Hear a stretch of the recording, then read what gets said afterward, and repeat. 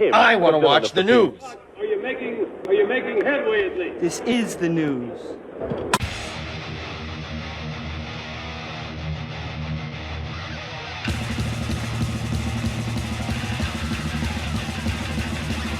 Schmack-a-magob, kids! It's time for the only news that matters. And Ace Frehley has revealed that he shot down the idea of doing a live album instead of a third installment of his Origins cover album series. The former Kiss guitarist label has pitched the idea to him as a follow-up to his recent album, 110,000 Volts. However, he rejected it on the basis that live albums are less relevant when everyone's attending a show can capture it for themselves with their phone, and footage usually circulated around the internet in the days after. He said, I just got off the phone with my record company a few hours ago, and they wanted me to do a live album instead of Origins Volume 3, but I talked them out of it. I said to them, listen, when Kiss did Alive and Alive 2, we didn't allow recordings of shows.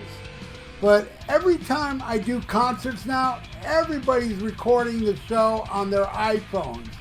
So even if I make some mistakes or sing flat here or there, how about all you do is sing flat? I can doctor it up in the studio and do overdubs and so forth, but all the kids are going to have the original concert, and they're going to A-B it and say, this isn't live. So yeah, I talked them out of the idea, and today we decided to definitely go through with Origins Volume 3. I can tell you just yet, but I can't tell you just yet, but I'm going to have some very special guest stars. The previous installment of Origins was released in 2016 and 2020 respectively, and saw Frehley collaborate with a host of special guests including Slash, Lita Ford, and ex-bandmate Paul Stanley of Kiss. Alright, yeah, don't release a live album because the kids are gonna know that it's not really live because they recorded it on their iPhone. How does that make sense? Number one, who cares if albums are doctored up? I don't. It's just boneheads out there that just want to find something to get pissed off about. Oh, that's not a real live album. It was done in the studio. Man, the best live albums are touched up in the studio. Unleashed in the East. Anybody out there that doesn't like Unleashed in the East because it wasn't completely live, because Rob Halford did his vocals not live but in a studio, those people just don't matter, because the majority of people I'm talking about adore Unleashed in the East. People love Kiss Alive. People love Kiss Alive too. All doctored in the studio, except Kiss Alive. It was all Peter Criss. But, man, it doesn't matter. I mean, if you're going to do a live album, I prefer you to do a live album and then try not to sing out of key in the studio. If you were to do a live album, nobody's going to know.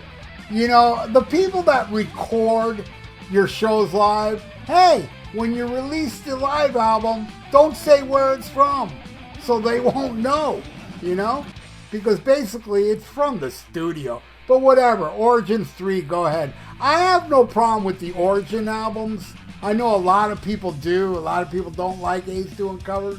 I thought there was some great stuff on both of them. Rock and Roll Hell off the first Origins is fucking awesome, I think.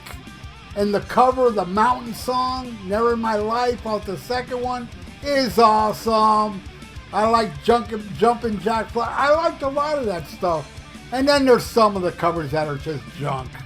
I would like Ace to go do an album like Space Invader again. A lot of people don't like that album, or a lot of people seem to forget how awesome Space Invader is. All this hype about 10,000 Volts. you know, now that it's out, you know, yeah, there's still people that love it, but boy, there's people like me that think it's fucking terrible. I'd say please don't get Steve Brown involved on the next one. No offense to Steve Brown, because he is really a nice guy, because I slammed the hell out of that 10,000 Volts album, and he left a comment on the video going, hey man, thanks for giving it a chance, you know, hopefully it'll grow on you. That's class, man.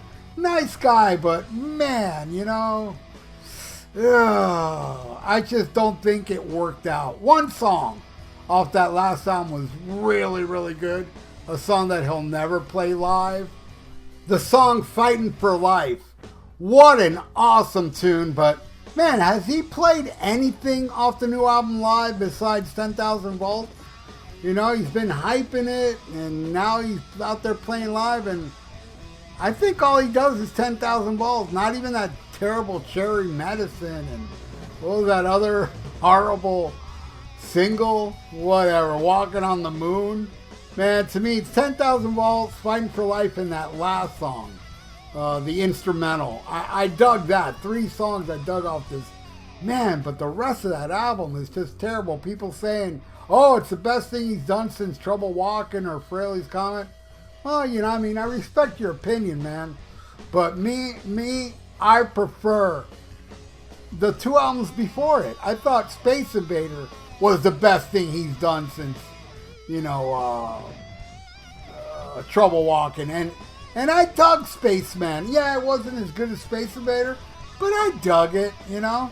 I'm a big Ace Frehley fan, and, you know, it kind of breaks my heart, man, how he's out there, you know, playing with this really great band. I mean, the band's awesome, but, you know, he walks off stage and then they do Escape from the Island, a really killer version, and I saw footage of them doing Speeding Back to My Baby where Ace doesn't even sing it. It's like, damn, man, I love you, Ace, man, but I'm passing. I'm not going to go see you. I don't think I want to see Ace anymore. I saw him open for Alice Cooper a couple years ago, and it was good. It wasn't bad, but man, the recent footage I've been seeing, it's like he's not even trying. And his band is badass. You know, when you have a band that kicks so much ass, and you're fronting that band and you drag it down, I mean, he's definitely the weak link. He's the guy on the marquee, but he's the weak link. And it breaks my heart to see Ace like this, man. You know, it's just like the same thing with Kiss. You know, I couldn't see Kiss anymore because of Paul Stanley's horrible vocals, and Gene Simmons' stage presence went down a million times over, and, you know, and his solo band is badass, but he sings fine, but goddamn, man, that set list was abysmal. Why not play deep tracks now that you can? I mean, the first time around, he was doing Charisma and stuff like that. I mean, why can't he do that now? Now he's doing Paul Stanley, you know, songs like Detroit Rock City and Rock and Roll All Night. Really? It's like people that go see the Gene Simmons band are not casual fans. Okay, Paul Stanley had the excuse. We will never change the set list. We'll keep it stale because most of the people we play for are casual fans. Not the Gene Simmons solo band. That's hardcores, man. Those are people that are going to the show hoping that they'll see him play stuff like Almost Human, you know, stuff that they don't play live, that Kiss never played live. I would love to see him go up there and do X-Ray Eyes and stuff like that. But no, man, both Gene Simmons and Ace Frehley just play the hits. And I kind of understand the Ace Frehley point of view because, as I understand it, promoters want those songs. Well, maybe promoters want Gene Simmons to know the songs. Those promoters are clueless, man. People that go see Ace Frehley do not want to see Rock and Roll All Night. I'm sorry. It's just not the way it is. These promoters need to be educated between the difference of casual fans and hardcore fans. Well, anyway, what do you all think? Would you like Ace to release a live album? Or would you rather have him to release Origins? Or would you rather have him not release anything? I know there's many of you out there that think that way. Me? I don't mind a live album as long as it's touched up in the studio. I'm cool with that. Or an Origins album. Or a new studio album without the help of Steve Brown. That'd be great. What do you all think? Leave it in the comments below. And thank you for watching The Only News That Matters. I really do appreciate all you. And you know, I gotta say this, man, because it's true, man. The amount of awesome comments I get daily from all you awesome people, it really does mean a lot to me how cool you guys are, how respectful you are, how much you dig my channel. It's so cool, man, and I really do appreciate every one of you because you're all extremely awesome, and I want you to know that, man. You rule. And all you pickle whistlers rule too for watching my stuff and allowing me to get rid of your rude ass when you leave stupid comments. You all don't matter, but your views matter. But I just want to talk to all my subscribers and people that aren't subscribed to me. Please subscribe to my channel because that way you get to join the awesome people that have subscribed to my channel. And you're awesome, so you should subscribe as well and ring that little notification bell. Thank you all again, man. And like the video. It's good for the YouTube algorithms. So stay frosty, listen to Black Sabbath, and smack 'em a gob. Farewell and adieu to you fair Spanish ladies. Farewell and adieu, you ladies of Spain. For we've received orders for to sail back to Boston.